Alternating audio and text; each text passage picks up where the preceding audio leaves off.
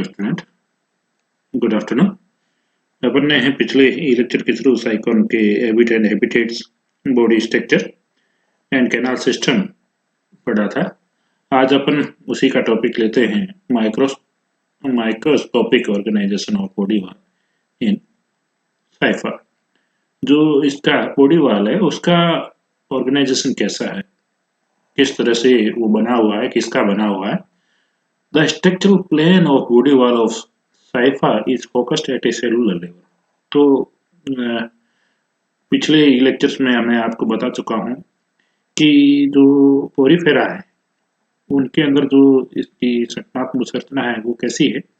कोशिकीय स्तर की संरचनात्मक संरचना, यानी कि अलग अलग प्रकार की जो कोशिकाएं हैं वो इसके शरीर में पाई जाती है और वो अलग अलग प्रकार के विशेष कार्य करती है। The cells do not differentiate into a many distinctive types found in higher metazoa. जिस तरह मेटाजोआ के अंदर जो अलग प्रकार की जो कोशिकाएं देखने को मिलती है उस तरह इसके अंदर नहीं देखा गया है। Each cell has a quite broad functional capacities.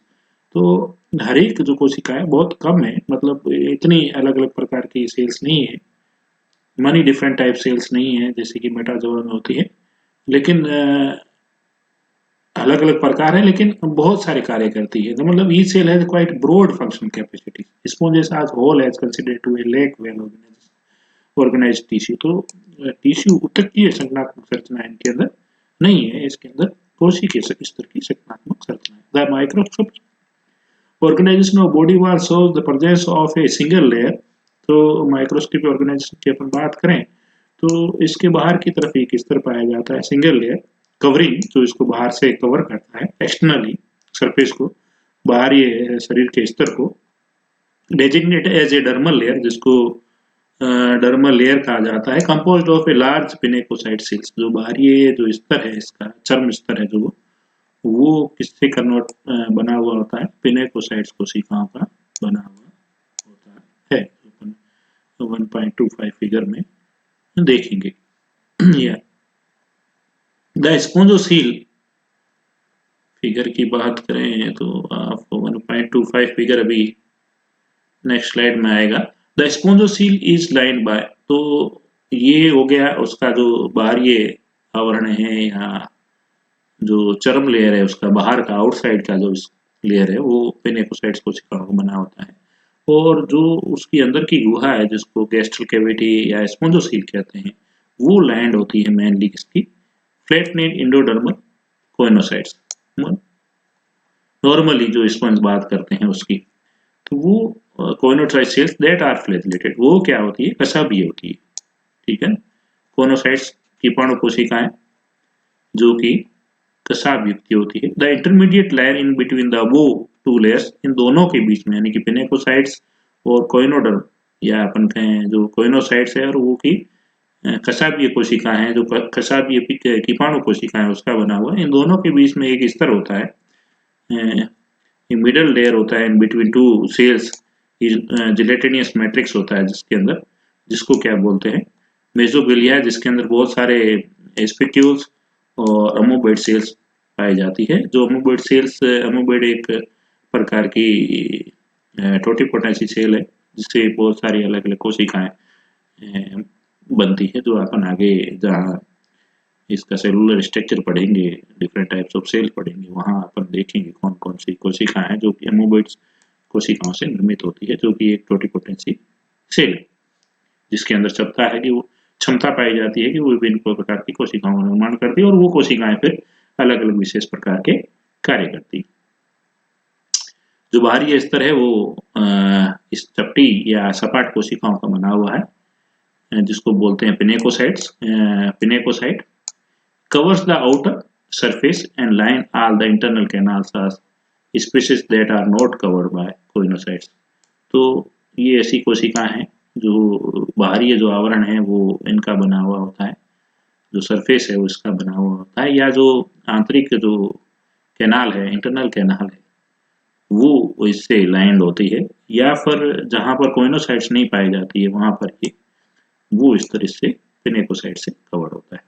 The pinacocytes sometimes may form syncytial epithelium, epithelioid membrane. तो कभी कभी जो ये सपाट कोशिकाएं हैं ये बहुकेंद्रिकीय उपकला स्तर का निर्माण भी करती है। सिंसेटियल मतलब ऐसी सेल्स जो कि बहुकेंद्रिकीय होती है, तो उपकला जो स्तर है वो बहुकेंद्रिकीय हो जाता है। Externally lining pinacocytes on the outer body surface are called exopinacocytes। तो बाहर की तरफ जो पिनेकोसाइट्स का स्तर है वो वहां पर जो कोशिकाएं पाई जाएगी उसको एक्सोपिनेकोसाइट्स कहा जाता है। while the internal pinacocytes are lined at endopinacocytes are called endopinacocytes. तो अंदर की तरफ जो लैंड है वो कहलाएगी इंडो पिनेकोसाइट्स और बाहर की तरफ वो कहलाएगी exopinacocytes. The pinacocytes are large. तो जो पिनेकोसाइट्स कोशिका हैं वो आकार में बड़ी होती है, चपटी होती है, स्केल लाइक सेल होती है, सल्क नुमा होती है, closely cemented together by there margin. तो वो आपस में जुड़ी हुई होती है उनके सिरे से।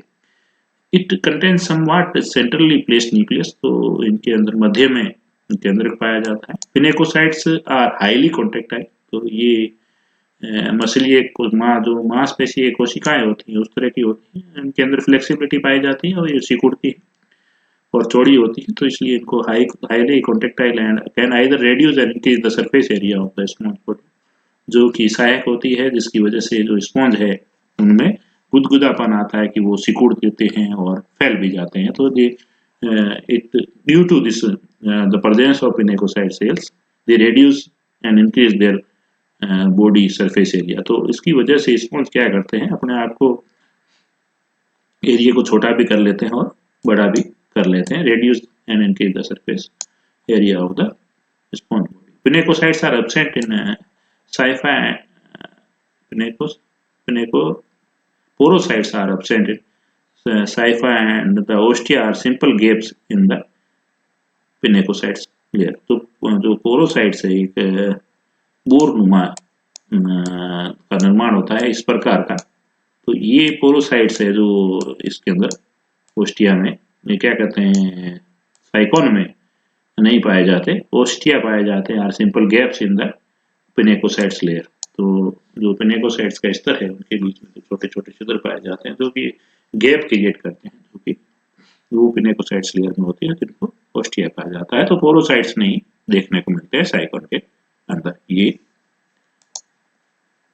नहीं पाए जाते किनके अंदर, साइकोन के अंदर। ये विभिन्न प्रकार की जो कोशिकाएं हैं, डिफरेंट टाइप्स ऑफ सेल्स हैं जो साइकोन के अंदर देखने को मिलती है। ये जो आप देख रहे हैं बेला, ये बहुत सारी लंबी लंबवत हो रखी है, चपटी हो रखी है, सिकुड़ती है, फैलती है, ये क्या है, ये एक प्रकार की क्या कहे मायोसाइट्स है जो कि जिसको पिनेकोसाइट कहा जाता है, जो फैलती है और सिकुड़ती है और ये ज्यादातर जितने भी पोर है, छिद्र है, वहां पर पाई जाती है और बाहरी स्तर का निर्माण करती है। और जहां पर कोइनोसाइट्स नहीं होती तो वहां पर जो उनकी आंतरिक जो भित्ति है वो पिनेकोसाइट्स कोशिकाओं की बनी हुई, जैसे इनकरेंट कैनाल है वो पिनेकोसाइट्स की भित्ति उसके अंदर पाई जाती है। ये एक टाइप का मेजोसाइट्स है।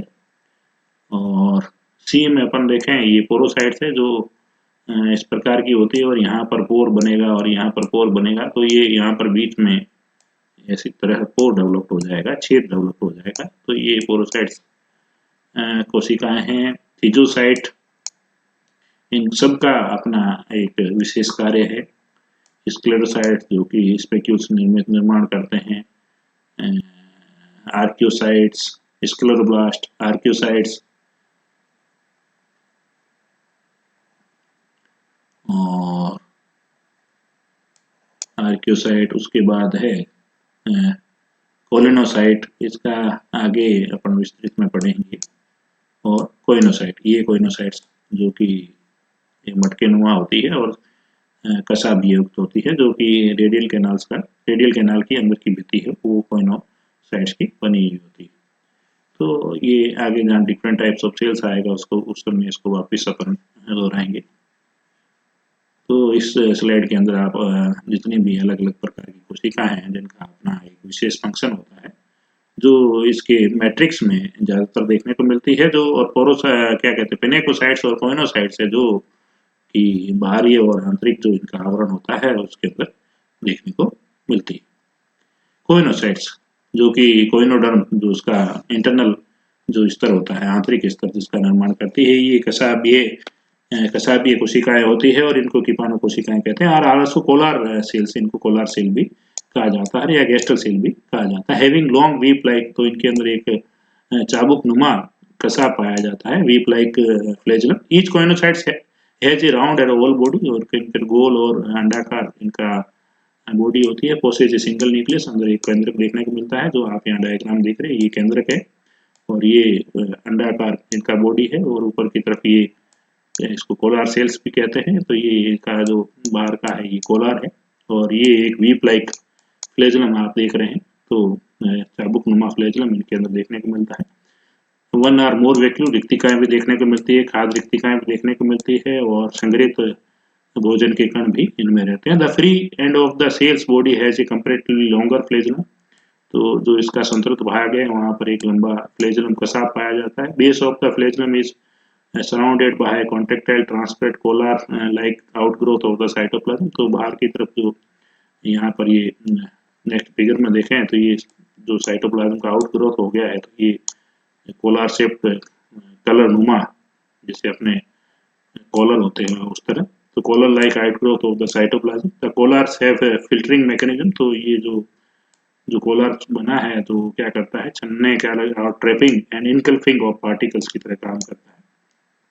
तो वो कोई मॉलिक्यूल्स इनकल्फ करता है तो उसको छानने का, ट्रैपिंग मतलब पकड़ने का, और अंदर की तरफ लेने का इनगल्फिंग फूड पार्टिकल्स, उसमें ये सहायता करते हैं। जो कोलार पार्ट होता है इसका, ये देख रहे हैं यहाँ पर, ये कोलार रीजन है, ये वाला भाग, और ये इसका जो फ्लैजेलम है चाबुक नुमा, और इसके अंदर सेंट्रल में आपको केंद्रक मिलेगा, कॉन्ट्रेक्टाइल वैक्यूल्स मिलेंगे, फूड वैक्यूल्स, संकुचित रिक्तिकाएं मिलेंगी, खाद्य रिक्तिकाएं मिलेंगी, भोजन भी इनके अंदर रिजर्व ग्रेन्यूल्स के रूप में रहता है। और ये इसका प्रोटोप्लाज्मिक जो प्रोसेस है नीचे, तो और ये जो कोलार्स है ये काम करते हैं टेपरिंग में, फिल्टरिंग में, और जो भोजन है उसको अंदर की तरफ इनकल करने में, पकड़ने में, और उसको छानने में। तो ये इनका मेनली जो कोलर पार्ट है, जो कि स्पिक्यूल्स है, प्रोटोप्लाज्मिक टेंटेकल्स है, जो कि माइक्रोविलाई या प्रोटोप्लाज्मिक टेंटेकल्स उसको कहा जाता है। द इलेक्ट्रॉन माइक्रोस्कोपी स्टडी से देखें, reveal that the collar is not a solid, तो ये भाग है ये ठोस नहीं है, स्ट्रक्चर नहीं है। It composed of many delicate linear pseudopodia like microvilli, तो जो कूट पात होते हैं उसकी तरह छोटे छोटे माइक्रोविलाई इस तरह के होते हैं, इस तरह के माइक्रोविलाई से ये बना हुआ है। that pass from one microvillus to another, तो ये छोटे छोटे जो माइक्रोविलस है वो एक दूसरे से आपस में कनेक्टेड रहते हैं, जहाँ ये देख रहे हैं, ठीक है ना। To the next, the beating of the flagella plus water into the collar pulls water into the collar, जो फ्लैजेला है ये बीट करता है, इसकी वजह से जो पानी है जो इसके अंदर की तरफ प्रवेश करता है, उसके साथ साथ जो food particles at the base of collar are ingested, तो जो भोजन के कण हैं तो वो उसको ये कोलार के द्वारा जो कोइनोसाइट्स कोशिकाएं हैं, कीटाणु कोशिकाएं हैं, वो भोजन को ग्रहण करती है।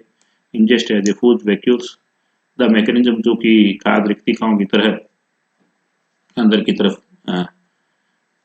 आ जाता है। The mechanism of coordination and the beat of flagella of the choanocytes still unknown, तो अभी तक इसकी मैकेनिज्म और इसका कोऑर्डिनेशन कैसे होता है फ्लैजेलम का और कोइनोसाइट्स का, ये अभी तक ज्ञात नहीं है। However each seems to work independently, देखा जाता है कि दोनों इंडिपेंडेंटली काम करते हैं, एक दूसरे के ऊपर निर्भर नहीं रहते। The position of choanocytes and the beating of their flagella help to direct the water towards apopyle, तो जो पोजीशन है कोइनोसाइट्स की उपस्थिति कहाँ पर वो पाई जाती है, और जो फ्लैजेला का बीट होना है वो क्या किस में मदद करता है, वाटर के डायरेक्शन में मदद करता है, जिससे कि पानी जो कि उसके एपोपाइल के थ्रू उसके एक्सक्रेंट कैनाल में जाता है, और एक्सक्रेंट से एस्पोंडोसील से होता हुआ पानी ओस्कुलम से बाहर निकल जाता है।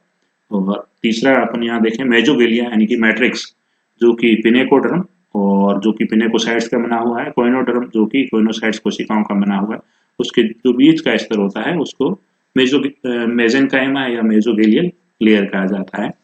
जिसके अंदर अलग अलग प्रकार की जो सेल्स है वो देखने को मिलती है और ये जिलेटिनियस और ट्रांसपेरेंट होता है, पारदर्शी क्षेत्र होता है या पारदर्शी भाग होता है। The gelatinous transparent matrix line it between the two layer से ऑफ सेल्स। तो ये अपन ने बात करी दो स्तर जो पिनेकोसाइट्स और मोनोसाइट्स के बने हुए उसके बीच में ये स्तर पाया जाता है जिसको मेसोगेलियल मैट्रिक्स कहा गया है। The forms the bulk of the body and either so definite are nor's of firm structure. तो ये एकदम क्लियर और एकदम स्थिर स्ट्रक्चर नहीं है, क्योंकि इसमें ऐसा लगता है जैसे समुद्र के अलग अलग समुद्र के अंदर जो फ्लूइड लाइक मटेरियल है जो कि पारदर्शी है और उसके अंदर बहुत सारी अलग अलग कोशिकाएं और जो कंटिकाएं हैं वो तैर रही है, उस तरह का होता है। इसलिए ये डेफिनेट नहीं है और फर्म नहीं है, स्थिर नहीं है। Embedded in it are spicules and numerous amoeboid cell. तो अपन ने कहा कि अलग अलग प्रकार की जो अमीबीय कोशिका हैं वो और अलग अलग प्रकार की घटिकाएं इसके अंदर देखी जाती है। These amoebocytes carry out all the process not accounted for the pinacocytes. ये सारे प्रोसेस करती है लेकिन जो पिनेकोसाइट्स और कोइनोसाइट्स की जिम्मेवारियां हैं वो इसके द्वारा संपादित नहीं होती, दूसरे सारे अमीबोसाइट्स कार्य करती है। Therefore this shows greater functional plasticity. तो इससे ये पता चलता है कि इसके अंदर बहुत सारे अलग अलग कार्य करने की क्षमता है अमीबोसाइट्स। कोइनोसाइट्स में समटाइम्स कई बार ये देखा गया है कि जो कीटाणु कोशिका हैं वो अमोबोसाइट कोशिकाओं में अमीबीय कोशिकाओं में रूपांतरित हो जाती है। Depending upon the size, shape of pseudopodia and kind of inclusions, amoebocytes are the following types। तो अमीबोसाइट्स है वो अलग अलग प्रकार की होती है। तो और अमीबोसाइट्स के अंदर क्षमता होती है वो विभिन्न प्रकार का कोशिकाओं का निर्माण करती है, इसलिए दे आर टोटिपोटेंसी से। उसमें अपन बात करें कोलिनोसाइट्स, तो अपने डायग्राम में देखा था पिछले, यहाँ जब डायग्राम अपन लेते हैं तो कोलिनोसाइट्स कोशिकाएं हैं जो H, these are the कोलिनोसाइट। तो अपन कोलिनोसाइट के बारे में देखते हैं तो these are amoebocytes that develop slender branching pseudopodia। तो उसके अंदर शाखीय कूटपाद विकसित होते हैं which often unite to form a syncytial unit। तो मिलकर एक बहुकेंद्रीय इकाई का निर्माण करते हैं। क्रोमोसाइट्स, these are the amoebocytes are pigmented with lobosa sudia। तो ये वर्णक कोशिकाएं हैं और इनके अंदर कूटपाद भी पाए जाते हैं। ट्रोफोसाइट्स, दीज आर द नर्सिंग अमोबोसाइट्स। तो ये एक प्रकार की पोषण में ये कोशिका है। These receives particles of food from the coenocytes. तो ये भोजन के कण हैं जो कीटाणु कोशिकाओं से ग्रहण करती है, डाइजेस्ट एंड लेटर डिस्ट्रीब्यूट। तो इसको पाचन करके ये वितरण कर देती है। थीजोसाइट्स, तो these are the storage amoebocytes. ये संग्रहण का कार्य है इनका, अमीबीय कोशिका है। That have lobosa pseudopodia. तो इनके अंदर भी pseudopodia and fill it with a food reserve. तो इनके अंदर संग्रहित जो भोजन है वो रहता है। आर्क्योसाइट, तो ये सब कोशिकाएं होगी जो अपन ने पिछले स्लाइड के अंदर देखी थी। तो इन हर एक कोशिकाओं का अपना अलग अलग कार्य। आर्क्योसाइट्स, they are undifferentiated।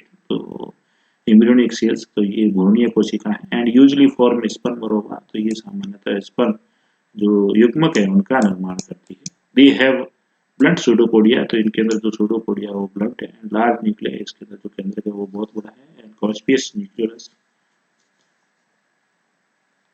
स्क्लेरोब्लास्ट, तो some are amoebocyte secrete species. तो जो कुछ अमीबीय कोशिकाएं हैं जो कि कंटिकाओं का निर्माण करती है और स्पॉन्जिन तंतुओं का निर्माण करती है जो कि स्केलेटन में काम आते हैं, वो कोशिकाएं क्या कहलाती है? स्क्लेरोब्लास्ट कहलाती है। When they become active in skeleton formation it is called scleroblast. जब ये सक्रिय हो जाती है स्केलेटन के निर्माण में तब ये स्क्लेरोब्लास्ट कहलाती है। They are named differently from for the kind of the skeleton they are. तो किस प्रकार का एक कंकाल का ये निर्माण कर रही है उसके आधार पर इनका नाम स्क्लेरोब्लास्ट का। जैसे कैल्कुलियस टाइप के स्केलेटन का निर्माण करती है कैल्कोब्लास्ट, ठीक है ना।